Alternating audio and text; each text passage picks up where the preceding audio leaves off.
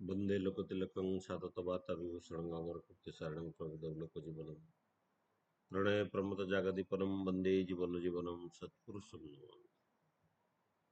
राणा श्री श्री ठाकुर जगज्जननी श्री श्री बड़मा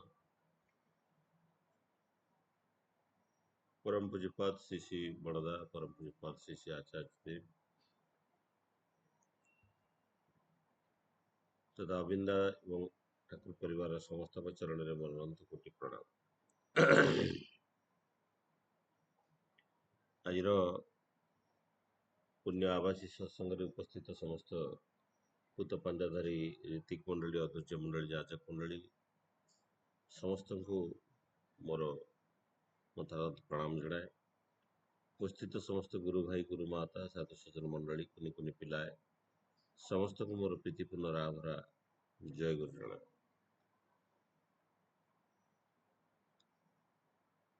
धारावाहिक सत्संग पूज्य परिचालक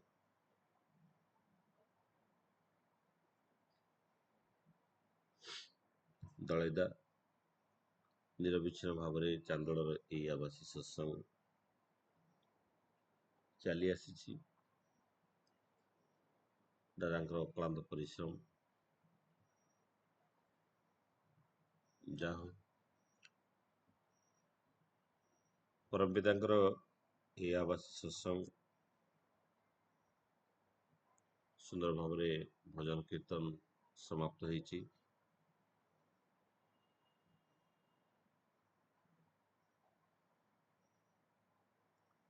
मोर मन हुए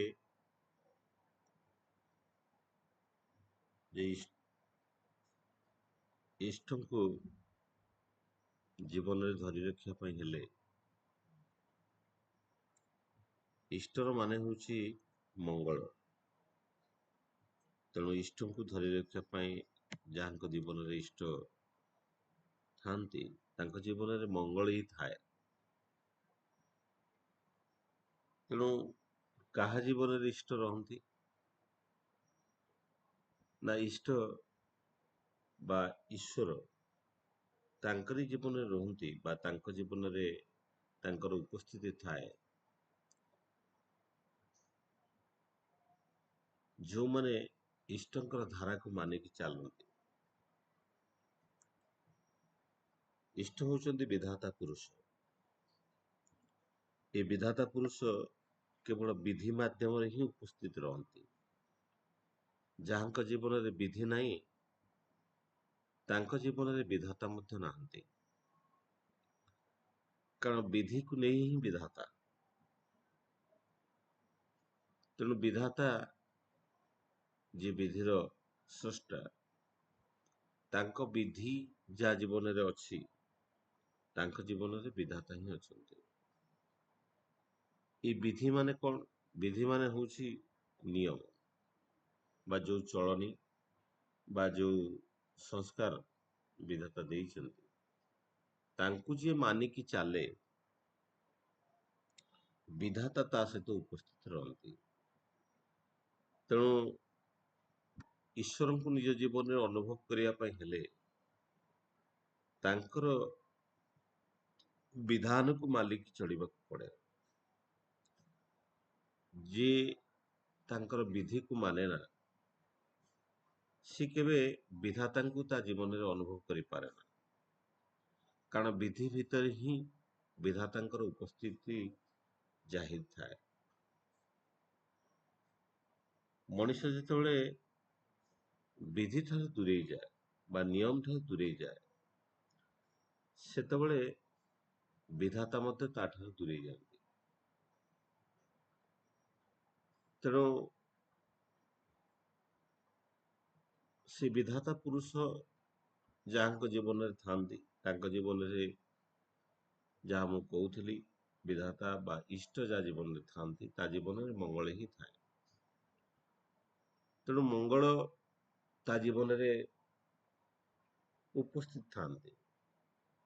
ठाकुर को जड़े जितेबाला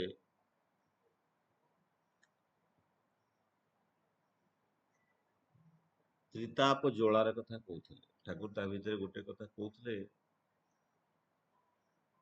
जे ତା ଭିତରୁ ଗୋଟେ ଜ୍ୱାଳା ହଉଛି ଆଧ୍ୟାତ୍ମିକ ଜ୍ୱାଳା। ଆଧ୍ୟାତ୍ମିକ ଜ୍ୱାଳା କଣ ନା, ଯିଏ ଇଷ୍ଟନିଷ୍ଠ ଥାଏ, ଇଷ୍ଟଙ୍କୁ ଭଲ ପାଉଥାଏ, କିନ୍ତୁ ତାଙ୍କ ବିଧି ମାଫିକି ଚଳିପାରେ ନା। ମାନେ ବିଧାତା ପୁରୁଷକୁ ବିଶ୍ୱାସ କରେ, ମାନେ, ଗ୍ରହଣ କରେ, କିନ୍ତୁ ତାଙ୍କର ବିଧାନକୁ ଜୀବନରେ ତୋଳି ଫୁଟେଇ ଉଠେଇ ପାରେ ନା। ଇଏ ହଉଛି ଏକ ଆଧ୍ୟାତ୍ମିକ ଜ୍ୱାଳା। ଏ ଆଧ୍ୟାତ୍ମିକ ଜ୍ୱାଳା ହଉଛି ବା ଆଧ୍ୟାତ୍ମିକ କଷ୍ଟ ଜୀବନରେ ଅନୁଭବ କରେ, କାରଣ ମନ ଭିତରେ ଗୋଟେ ସବୁବେଳେ ଗୋଟେ କଷ୍ଟ ଅନୁଭବ କରେ। ସେଇ କଷ୍ଟଟା ହଉଛି ଏଇ ଆଧ୍ୟାତ୍ମିକ ଜ୍ୱାଳା। ମାନେ ସେ ଆଧ୍ୟାତ୍ମିକ ପଥରେ ବିଶ୍ୱାସ କରେ, ଚାଲିପାରେ ନା। ଆଉ ଗୋଟେ ହଉଛି ଅଧିଭୌତିକ ଜ୍ୱାଳା। ଅଧିଭୌତିକ ଜ୍ୱାଳା ମାନେ, ଧର ଆମ ଜୀବନରେ କିଛି କଷ୍ଟ ଆସେ, ଧର କାହାର ସନ୍ତାନ ସନ୍ତତି ଖରାପ ହେଇଯାଆନ୍ତି, କିମ୍ବା କାହାର ଜିନିଷ ଚୋରି ହେଇଯାଏ, କି କାହାରି ଜୀବନରେ କିଛି ରୋଗ ସୃଷ୍ଟି ହୁଏ, ଇଏ ହଉଛି ଅଧିଭୌତିକ ଜ୍ୱାଳା। ଏଥିପାଇଁ ମଣିଷ ଅନେକ କଷ୍ଟ ପାଏ। ତାର ମୂଳତଃ କାରଣ ହୁଏ ତାର ପୂର୍ବଜନ୍ମର ଜନ୍ମ ଜନ୍ମର କର୍ମଫଳ। ଏମିତି ବି କୁହାଯାଏ, ଆମ ପାଖରେ ଆମର ଯୋଉ ସନ୍ତାନ ସନ୍ତତି ଜନ୍ମ ନିଅନ୍ତି, ତା ମଧ୍ୟ ପୂର୍ବଜନ୍ମର କର୍ମଫଳ। ଆମେ ଯଦି କାହାଠୁ କିଛି ଧନ ନେଇକି ଚୋରି କରିକି ଧନ ଉପାର୍ଜନ କରିଥାଉ ଏ ଜୀବନରେ, ଆଗାମୀ ଜନ୍ମରେ କଣ ହୁଏ, ଯାହାଠୁ ଆମେ ଧନ ନେଇଥାଉ ସିଏ ଆମର ସନ୍ତାନ ରୂପରେ ଜନ୍ମ ନିଏ, ତାର ଋଣ ପରିଶୋଧ କରିଦେବା ପାଇଁ।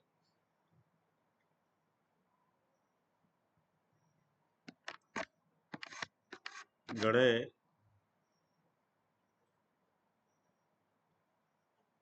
ନିଃସନ୍ତାନ ମଣିଷ ଜଣେ ସାଧୁଙ୍କ ପାଖକୁ ଗଲେ, ସାଧୁ ତାଙ୍କୁ ତପସ୍ୟା କରିବା ପାଇଁ କହିଲେ। ସେତେବେଳେ ତପସ୍ୟା କରିବା ପାଇଁ ଗୋଟେ ଗଛ ମୂଳେ ବସିକି ତପସ୍ୟା କରୁଥିଲେ। ସେଇ ସମୟରେ ସାଧୁ ହେଇକି ପୁରା ତ ତପସ୍ୟା କରୁଥିଲେ, ମାନେ ପୁତ୍ର ସନ୍ତାନ ପାଇଁ। ଏବଂ ସେଇ ସମୟରେ ଗୋଟେ ଚୋରଟେ ଧନ ଚୋରି କରିକି ଭାବିଲା, ଇଏ ତ ତପସ୍ୟା କରୁଛନ୍ତି, କିଛି ଜାଣୁ ନଥିବେ, ତାଙ୍କ ପାଖରେ ସବୁ ଜିନିଷ ପତ୍ର ଛାଡି ଦେଇକି ଯୋଉ ଚୋରି ସମ୍ପଦ ଅସଂଖ୍ୟ, ମାନେ ସୁନା ରୂପା ଯାହା ଧରିଥିଲା, ଚୋରି ଦେଇକି ସେ ଗୋଟେ ପୋଖରୀକୁ ଗାଧେଇବା ପାଇଁ ଚାଲିଗଲା। ୟାଙ୍କର ଲୋଭ ହେଲା, ସେ ଧନ ବାଡି, ସେ ଯୋଉ ସୁନା ରୂପା ଥିଲା ତାକୁ ଧରିକି ପଳେଇ ଆସିଲେ। ଦୁଶ୍ଚିନ୍ତାରେ ସେ ଲୋକଟି ମରିଗଲା। ଏବଂ ତାପରେ ୟାଙ୍କରି ପୁତ୍ର ରୂପରେ ଜନ୍ମ ନେଲା।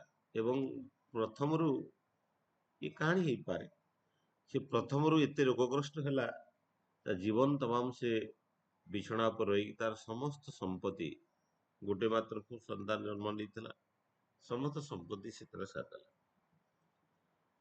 ଇଏ ହଉଛି ଅଧିଭୌତିକ ଜ୍ୱାଳା। ସେ ଯୋଉ କଷ୍ଟ ପାଇଲା ତା ଜୀବନରେ, ତାର ଭୌତିକ ଜୀବନରେ ଯୋଉ କଷ୍ଟ ପାଇଲା, ତାର କର୍ମଫଳ, ପୂର୍ବଜନ୍ମର କର୍ମଫଳ। ଆଉ କିଛି ସନ୍ତାନ ଆସନ୍ତି, ଆମେ ଧର କାହାରିକୁ ଅନେକ କଷ୍ଟ ଦେଇଥାଉ। ଇଏ ହଉଛି ଫାଷ୍ଟ ଗଲା ଋଣ ସୁଝିବାଟା। ଆମେ ଅନେକ କଷ୍ଟ ଦେଇଥାଉ, ସେମାନେ ଆସନ୍ତି ଆମକୁ, ସନ୍ତାନ ସନ୍ତତି ମାନେ ସେଇ ପ୍ରକାର ଆତ୍ମା ଆସି ଆମମାନଙ୍କୁ କଷ୍ଟ ଦିଏ। ସେ ସନ୍ତାନ ରୂପରେ ଆସେ, ଆମକୁ ଅନେକ କଷ୍ଟ ଦିଏ। ଅନେକ କଷ୍ଟ ଦିଏ ମାନେ ତାର ଚାଲି ଚଳନ, କଥାବାର୍ତ୍ତା, ତାର ବ୍ୟବହାର ଆମରି ହିସାବରେ ହୁଏ ନା। ତେଣୁ ଆମେ ଅନେକ କଷ୍ଟ ପାଉ, କାରଣ ଆମେ ତାକୁ ଅନେକ ଜନ୍ମରେ ଅନେକ କିଛି କଷ୍ଟ ଦେଇଥାଉ। ଆଉ କିଛି ଆସନ୍ତି ଯୋଉମାନଙ୍କୁ ଆମେ କିଛି ଅନେକଙ୍କ ପାଖରେ ସେବା ପାଇଥାଉ। ଧର ଆମେ ସେବା ପାଇଥାଉ, ବାପା ମା ପାଖରେ ହଉ କି ଚାରି ପାଖରେ ଅନେକ କିଛି ସେବା ପାଇଥାଉ। କିନ୍ତୁ ସେ ସେବାଟାକୁ ଆମେ ସୁଝି ନଥାଉ। ତେଣୁ ଅନେକ ସନ୍ତାନ ସହିତ ପୁଣି ଜନ୍ମ ନେଲେ ତାଙ୍କୁ ସେବା ଦେବା ପାଇଁ ପଡେ। ଆଉ କିଛି ସନ୍ତାନ ଆସନ୍ତି ଯୋଉମାନେ ଆନନ୍ଦ ଦିଅନ୍ତି, କାରଣ ଆମେ ଯେତେବେଳେ ଅନ୍ୟମାନଙ୍କୁ ଆନନ୍ଦ ଦେଇଥାଉ ତେବେ ସେଇ ଆନନ୍ଦଟା ପୁଣି ଆମେ ମଧ୍ୟ ପାଇଥାଉ। ତେଣୁ ବିଧିକୁ ଛାଡି ଦେଇକି ଯୋଉମାନେ ଚାଲନ୍ତି ଜୀବନରେ, ସେମାନେ ବିଧାତାଙ୍କୁ ଆଉ ଗ୍ରହଣ କରିପାରନ୍ତି। ତେଣୁ ଠାକୁରଙ୍କର ଯୋଉ ବିଧି, ଠାକୁର ଯାହା ଦେଇଛନ୍ତି, ଠାକୁରଙ୍କର ବିଧାନ, ଯୋଉ ଯଜନ ଇଷ୍ଟବୃତ୍ତି, ସୁସ୍ଥ ସଦାଚାର, ଯୋଉ ପଞ୍ଚ ନୀତି ଠାକୁରଙ୍କର ଅଛି, ଇଏ ହଉଛି ସମସ୍ତ ନୀତି ମଣିଷର ବିଜ୍ଞାନ ସମୂତ। ଠାକୁରଙ୍କର ଯେତେ ବାଣୀ ଅଛି ବା ଯାହା କିଛି ଅଛି, ସବୁ ପଛପଟରେ ବିଜ୍ଞାନ ଅଛି। ଆମେ ଠାକୁରଙ୍କର ସେ ବିଜ୍ଞାନ ଭିତରକୁ ଯଦି ଗତି କରୁ, ଯଦି ଦେଖୁ, ଅଧ୍ୟୟନ ବା ଅଧ୍ୟାପନ ଭିତରେ ଯଦି ଜାଣି, ଗବେଷଣା ଭିତରେ ଯଦି ଜଣା ପଡେ, ସବୁ ପଛରେ ଠାକୁରଙ୍କର ବିଧାନ, ବିଧିର ଏକ ବିଜ୍ଞାନ ରହିଛି। ତେଣୁ ଏଇ ବିଜ୍ଞାନ ଭିତରେ ଅନେକ ବିଜ୍ଞାନ ତ ରହିଛି। ତେଣୁ ଠାକୁରଙ୍କର ଯୋଉ ବିଧାନ ଅଛି, ଯୋଉ ସକାଳୁ ଉଠିକି ନାମ ଜପ କରିବା, ନାମ କରିବା, ନାମ ତ ଠାକୁର କହୁଥିଲେ ନାମ ଏକ ସ୍ପନ୍ଦନାତ୍ମକ ପ୍ରତିଛବି। ତେଣୁ ଏଇ ନାମ ହଉଛି ଏକ ସ୍ପନ୍ଦନ, ଏକ ଅଜପା ନାମ। ଛାଡରେ ମନ କପଟ ଚାତୁରୀ, ଏଇ ଯୋଉ ଅଜପା ନାମ ହଉଛି, ତାମାନେ ଯାହାକୁ ଜପ କରାଯାଏ ନା। ଆମେ ଯେମିତି ହରେ କୃଷ୍ଣ ହରେ ରାମ କରୁଛୁ, ୟାକୁ ଜିଭକୁ ବା ପାଟିର ଆବଶ୍ୟକ ପଡୁଛି, ଜିଭକୁ ବୁଲେଇକି ଆମେ ତାକୁ ଜପ କରିବା ପାଇଁ ପଡୁଛି।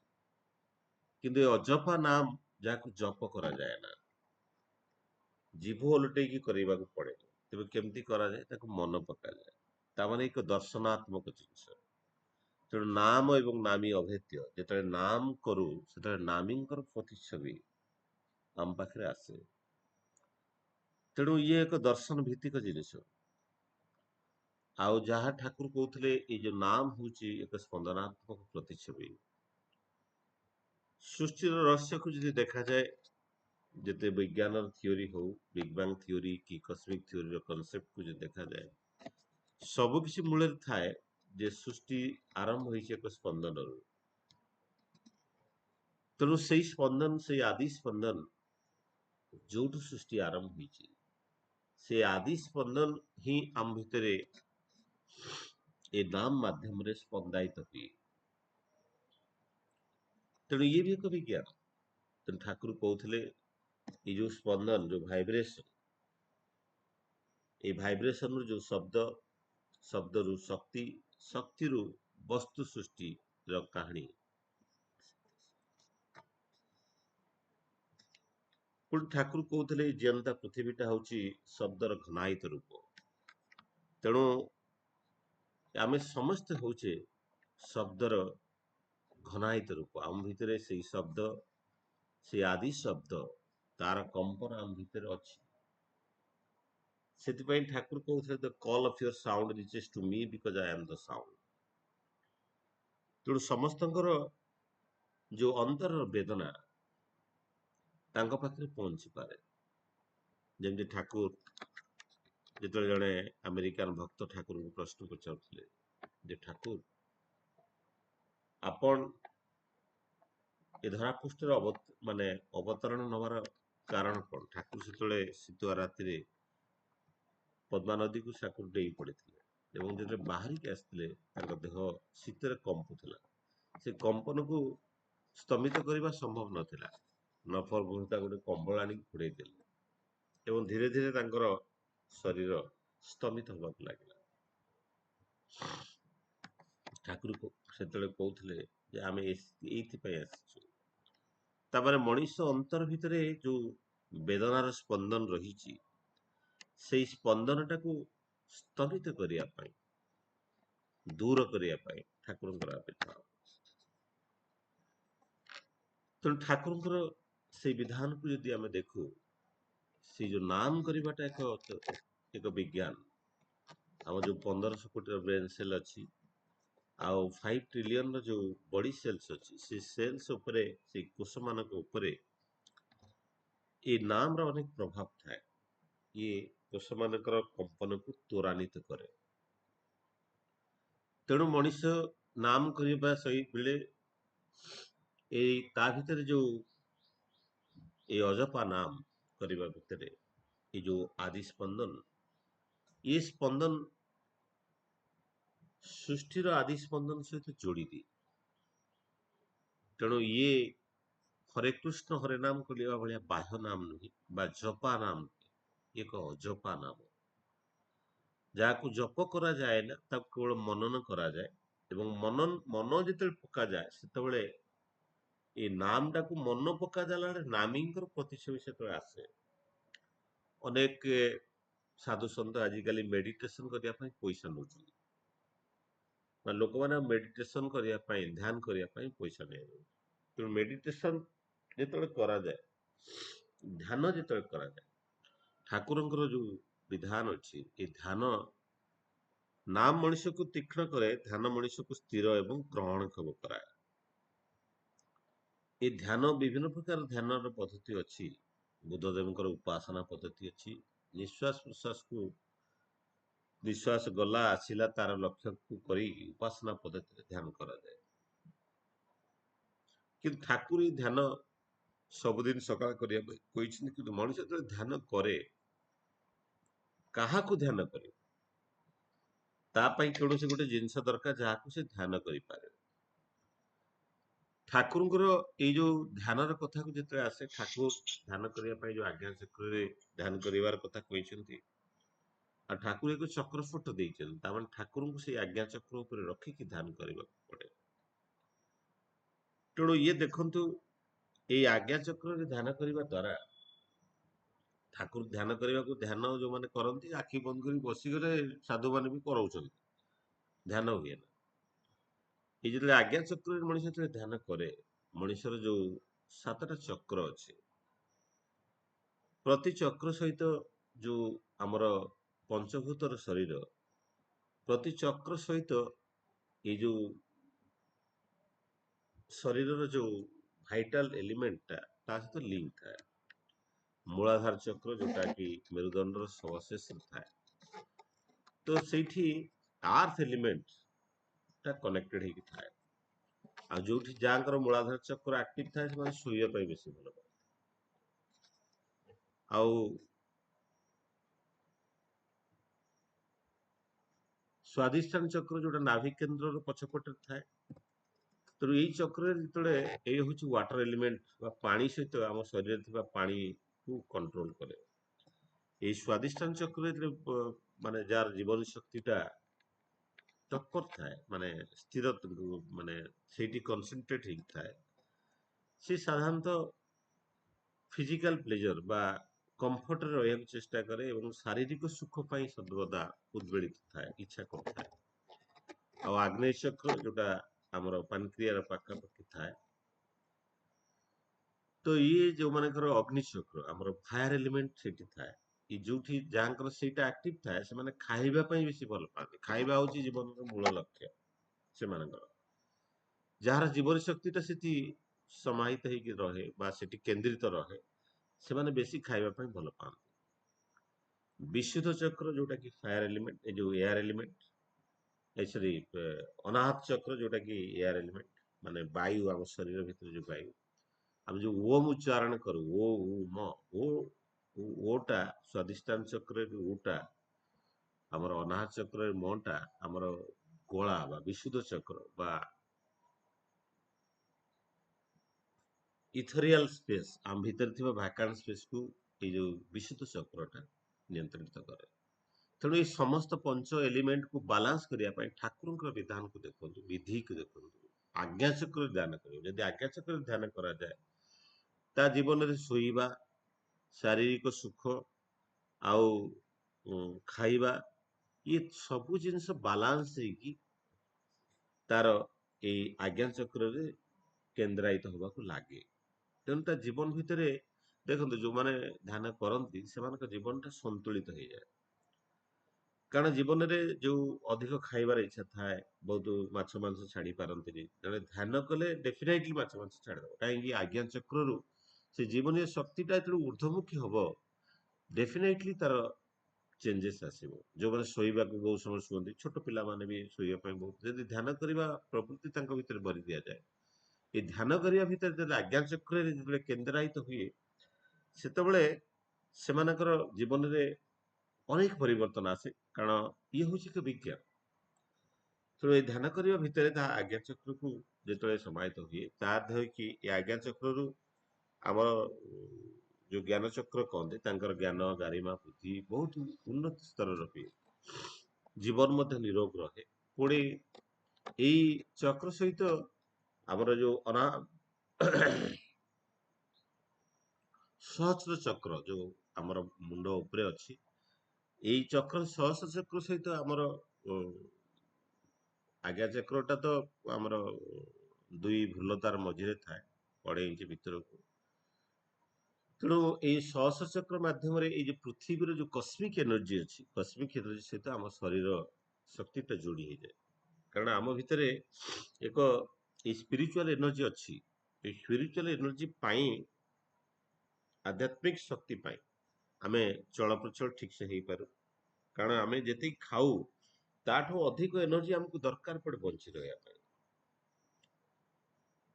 କାରଣ ଯୋଉମାନେ ଉପବାସ କରନ୍ତି, ସେମାନେ ଏଇ ଯୋଉ ବିଭିନ୍ନ ପ୍ରକାର ଶରୀରର ଏଲିମେଣ୍ଟ ବିଭିନ୍ନ ଚକ୍ର ମାଧ୍ୟମରେ ସରାଉଣ୍ଡିଂ ରୁ ସେମାନେ ଶକ୍ତି ସଞ୍ଚୟ କରନ୍ତି, ସଂଗ୍ରହ କରନ୍ତି। ଯୋଉଟା ମୁଁ କହୁଥିଲି ଓମ୍ ଉଚ୍ଚାରଣ କରାଯାଏ, ଓ ଉଚ୍ଚାରଣ କଲେ ଆମ ନାଭି କେନ୍ଦ୍ର ଉପରେ ପ୍ରେସର ହୁଏ, ଆମ ବଡିର ୱାଟର ଏଲିମେଣ୍ଟ ଟା ବାଲାନ୍ସ ହୁଏ। ଇଏ ହଉଛି ବିଜ୍ଞାନ। ଓ ଯେତେବେଳେ ଆମେ ଉଚ୍ଚାରଣ କରୁ, ଆପଣ ଅନୁଭବ କରିପାରିବେ ନାଭି କେନ୍ଦ୍ର ଉପରେ ତାର ପ୍ରେସର, ତା ବଡିରେ ଥିବା ୱାଟର ଏଲିମେଣ୍ଟ ଟା ବାଲାନ୍ସ ହେଇଯାଏ। ଉ ଉଚ୍ଚାରଣ କଲେ ଆମର ଭିତରେ ବାୟୁ ଏଲିମେଣ୍ଟ, ଆଉ ମ ଉଚ୍ଚାରଣ କଲେ ଆମର ଯୋଉ ଗଳାରେ ଯେତେବେଳେ ପ୍ରେସର ହୁଏ, ଆମ ଭିତରେ ଯୋଉ ଇଥରିଆଲ ମିଡିୟମ ଯୋଉ ଖାଲି ଜାଗା ଅଛି, ତା ବାଲାନ୍ସ ହୁଏ। ତ ସେଥିପାଇଁ ସାଧୁସନ୍ଥ ମାନେ ଓମ୍ ର ଯୋଉ ଉଚ୍ଚାରଣ କରାଇଥିଲେ, ତାର ପଛପଟର ବିଜ୍ଞାନଟା ହଉଛି ସେଇଟା। ତେଣୁ ଇଏ ହଉଛି ବିଧି। ତେଣୁ ବିଧିକୁ ଯେତେବେଳେ ଆମେ ମାନୁ, ସେତେବେଳେ ବିଧାତା ଆମ ସହିତ ରହନ୍ତି, ନଚେତ ରହନ୍ତି।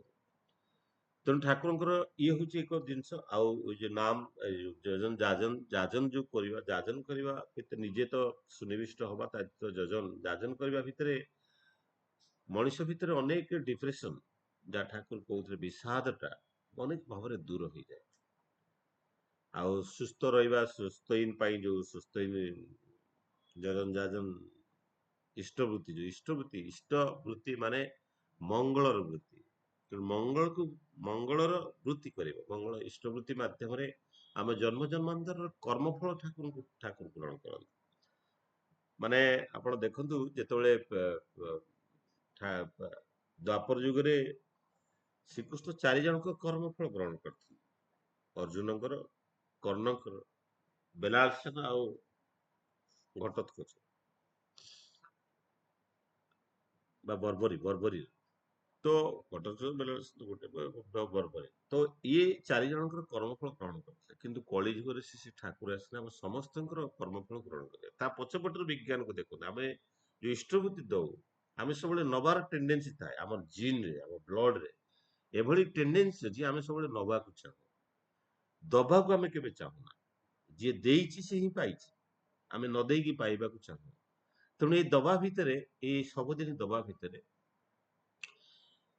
ଠାକୁର କହୁଥିଲେ ଇଏ ହଉଛି ସାଇକୋସୋମାଟିକାଲ ଡିଜର୍ଡରକୁ ବାଲାନ୍ସ କରେ। ତାମାନେ ଆମର ଯାହା ମୁଁ କହୁଥିଲି ଯୋଉ ଜ୍ୱାଳା କଥା, ଆଧ୍ୟାତ୍ମିକ ଜ୍ୱାଳା, ତାମାନେ ଆମର ମନର ଗତି ଆଉ ଶରୀରର ଗତି, ଏ ଦିଟାଙ୍କ ଶାରୀରିକ ଗତି ଦିଟାଙ୍କ ଭିତରେ କୋର୍ଡିନେସନ ରହିଲା। ଆମେ ଇଷ୍ଟବୃତ୍ତି କରିବା ଭିତରେ ସାଇକୋସୋମାଟିକାଲ ଡିଜର୍ଡରଟା ବାଲାନ୍ସ ହୁଏ। ତାମାନେ ଆମର ସାଇକୋଲୋଜି ବା ଆମର ଥଟ୍ ଆଉ ସୋମାଟିକ ସେଲ, ବଡି ସେଲ, ତାଙ୍କ ଭିତରେ କୋର୍ଡିନେସନ ଟା ଠିକ ସେ ସ୍ଥାପିତ ହୁଏ। ଇଏ ଶାରୀରିକ ଜ୍ୱାଳାକୁ ଅନେକ ଭାବରେ ନିର୍ବାହିତ କରେ, ଦୂର କରେ। ତେଣୁ ଇଏ ହଉଛି ବିଧି, ଇଏ ହଉଛି ବିଜ୍ଞାନ ସମ୍ମତ ବିଧି। ତେଣୁ ଇଷ୍ଟବୃତ୍ତି କରିବା ଭିତରେ ଆମେ ଯାହାକୁ ଆମେ ଯଦି ଦବା, ଅନେକ ଲୋକ ଭାବନ୍ତି, ଅନେକ ଯୋଉମାନେ ଦୀକ୍ଷା ନେଇନାହାନ୍ତି ଏବଂ ନେଇଥିବା ଲୋକମାନେ ବି ଅନେକ ସମୟ ଯୁକ୍ତି କରନ୍ତି ଯେ ଆମେ କାହିଁକି ଠାକୁରଙ୍କୁ ଦବୁ, ଆମେ କାହିଁକି ଅନାଥ ଆଶ୍ରମରେ ଦବୁନୁ, ଗରିବ ଲୋକଙ୍କୁ କାହିଁକି ଦବୁ।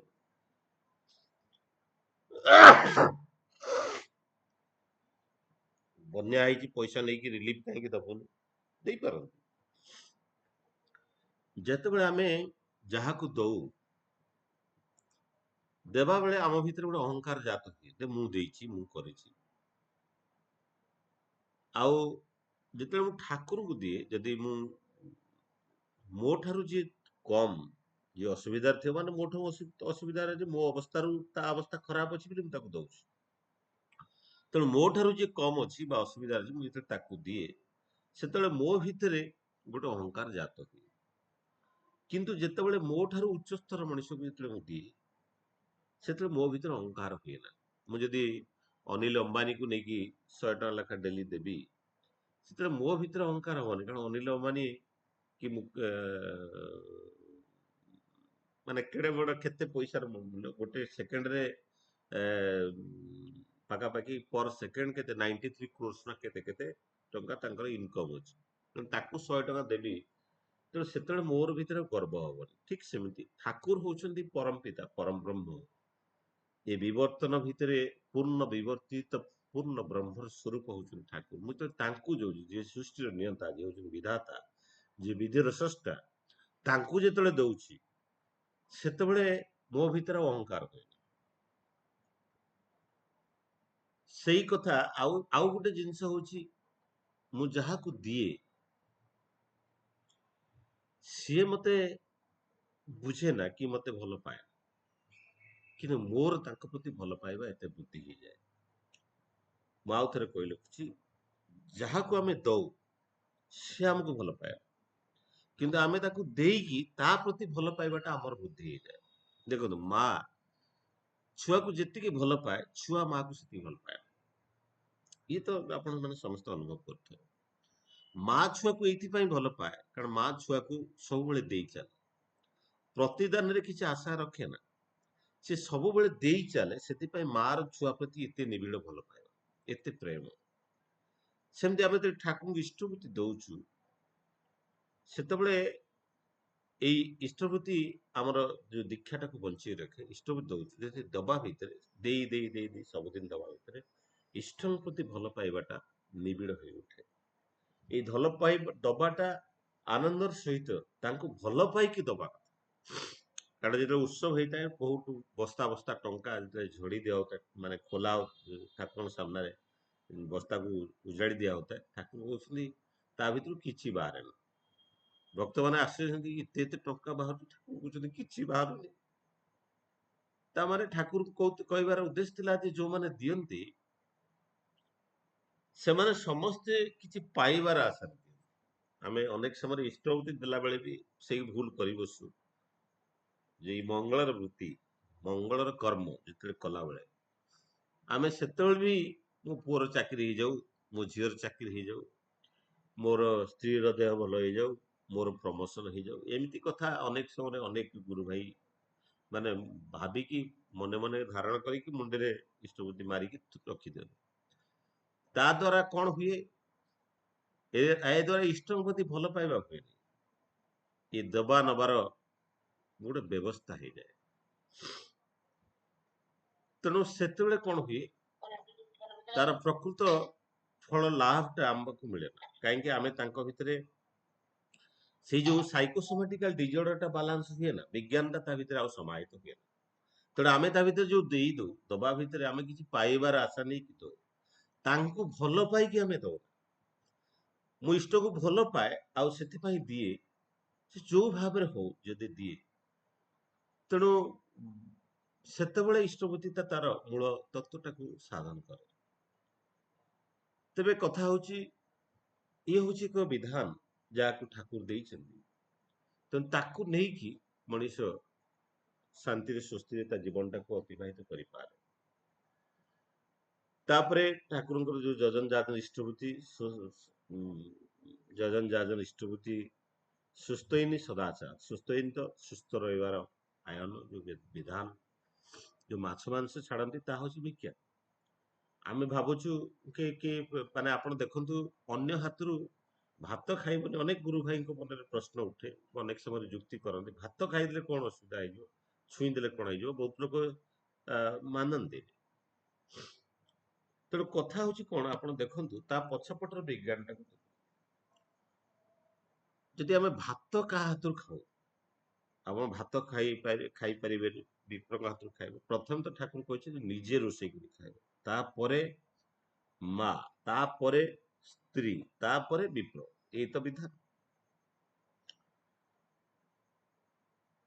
ତେଣୁ କଥା ହଉଛି, ଯେତେବେଳେ ଆମେ ଯିଏ ରୋଷେଇ କରନ୍ତି, ଆପଣ ଦେଖନ୍ତୁ ଗୋଟେ ଜିନିଷ ହଉଛି, ଯୋଉ ମଦୁଆ ଲୋକମାନେ ଥାଆନ୍ତି ସେମାନଙ୍କ ଭିତରେ ଫ୍ରେଣ୍ଡସିପ ଟା ଏତେ ଷ୍ଟ୍ରଙ୍ଗ ଥାଏ, ସେଇ ପ୍ରକାର ଫ୍ରେଣ୍ଡସିପ ଗୋଟେ ସାଧାରଣ ଲୋକ ଭିତରେ ନଥାଏ। ଗୋଟେ ମଦୁଆ ଆଉ ଜଣେ ମଦୁଆ ପାଇଁ ଜୀବନ ଦେଇଦବ, ଯେ ସାଙ୍ଗ ହେଇକି ମଦ ପିଉଥିବେ। ତାର ମୂଳ କାରଣ ହଉଛି, ମଦରେ ଯୋଉ ଆଲକୋହଲ ଅଛି, ସେ ଆଲକୋହଲ ଟା କଣ କରେ, ମଣିଷର ଥଟ୍ ଟାକୁ କ୍ୟାରି କରେ। ମଣିଷର ଯୋଉ ଚିନ୍ତା, ଯୋଉ ମନ ମାନେ ଯୋଉ ଭାବେ, ସେ ଭାବନାଟା, ଭାବଟା ଏ ଆଲକୋହଲ ଭିତରେ ସମାହିତ ହେଇକି ଗୋଟେ ଜାଗାରୁ ଆଉ ଗୋଟେ ଜାଗାକୁ ପ୍ରସାରିତ ହୁଏ।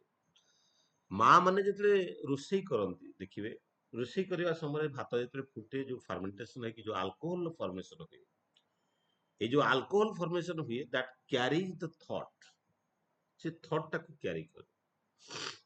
ଦେଖନ୍ତୁ ଠାକୁର କହୁଛନ୍ତି ନିଜେ ରୋଷେଇ କରି ଖାଇବ। ମୁଁ ମୋର ଖରାପ ଚିନ୍ତା କେବେ କରିପାରେ ନା, ତାପରେ ମୋର ମା କେବେ ମୋର ଖରାପ ଚିନ୍ତା କରିପାରେ ନା। ଯେତେ ବି ମୁଁ କଷ୍ଟ ଦିଏ ମା, କୌଣସି ମୁହୂର୍ତ୍ତରେ ମା ବି, କାରଣ ସେ ଦେଇଛି ଜୀବନ ସାରା, ସେ ନ ପାଇବାର ଆଶାରେ ଦେଇଛି, ସେ କିଛି ଆଶା କରେ ନା। କିଛି ନ ମିଳିଲେ ବି ମା କେବେ ସନ୍ତାନକୁ ତାର ଅନିଷ୍ଟ କେବେ ଚିନ୍ତା କରିପାରେ ନା। ତେଣୁ ମାର ଥଟ୍ ରେ କେବେ ବି କୌଣସି ପ୍ରକାର କୁଚିନ୍ତା ଆସେ ନା। ତାପରେ ସ୍ତ୍ରୀ ଆସେ। ଆଉ ପରିବାରରେ ଦେଖାଯାଏ, ଯୋଉଠି ମା ମାନେ ଶୁଦ୍ଧଚିତ ଭାବରେ, ଶୁଦ୍ଧ ମନ ଭାବରେ ରୋଷେଇ କରନ୍ତି, ସେଇ ପରିବାରରେ ସମସ୍ତେ ଶାନ୍ତିରେ ଥାନ୍ତି। ଆଉ ଯୋଉମାନେ ରାଗରେ, କ୍ରୋଧରେ, ନ କରିବାର ଇଚ୍ଛା ନଥାଏ କରିକି ଆଣନ୍ତି, ଏବଂ ଅନେକ ମନ ଭିତରେ ଅନେକ ବିଷାଦ ରଖିକି ରୋଷେଇ କରନ୍ତି, ପରିବାରରେ ବିଷାଦ ମଧ୍ୟ ମାନେ ଇଏ ହେଇଯାଏ, ସମସ୍ତଙ୍କ ଭିତରେ ବିଷାଦଗ୍ରସ୍ତ ହେଇଯାନ୍ତି। ତାର ପଛପଟର ବିଜ୍ଞାନଟା ହଉଛି ସେଇଟା, କାରଣ ଯୋଉ ଆଲକୋହଲ ଫର୍ମେସନ, ସେ ଆଲକୋହଲଟା କ୍ୟାରି କରେ ଥଟ୍ ଟା।